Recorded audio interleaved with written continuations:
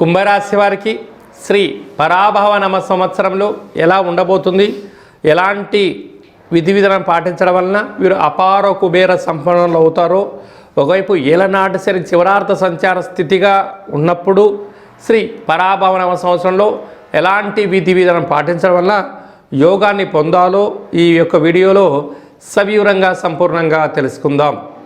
కుంభరాశిలో ఏ నక్షత్రాలు వస్తాయి అనగా ధనిష్ఠా నక్షత్రంలోని 3వ పాదం, 4వ పాదం, శతభిష నక్షత్రంలోని 4 పాదాలు, పూర్వపాద నక్షత్రంలోని 1, 2, 3 పాదములు కలిపితే కుంభరాశి.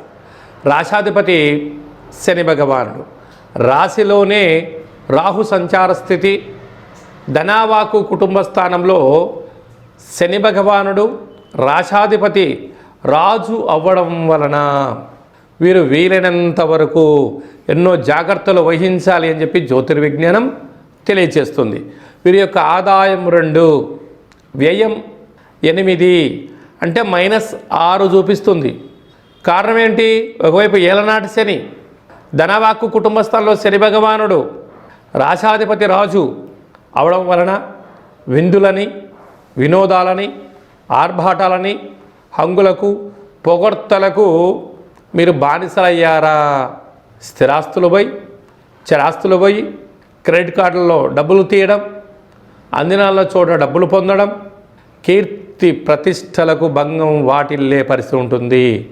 దీనివల్ల రాబోయే కాలంలో గడ్డు కాలంగా ఉండబోతుంది అని చెప్పి గమనించగలగాలి.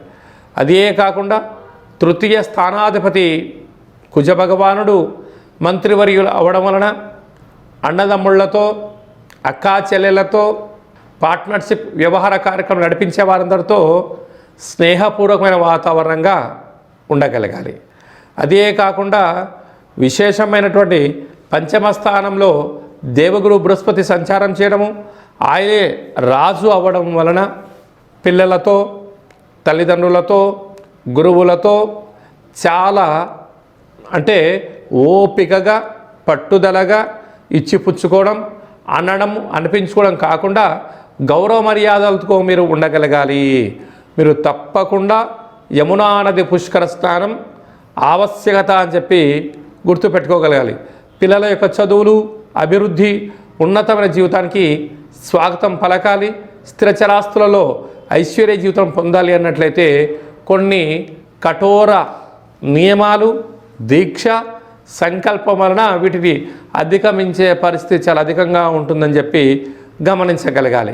అలాగనే సప్తమ స్థానంలో కేతు సంచార స్థితి,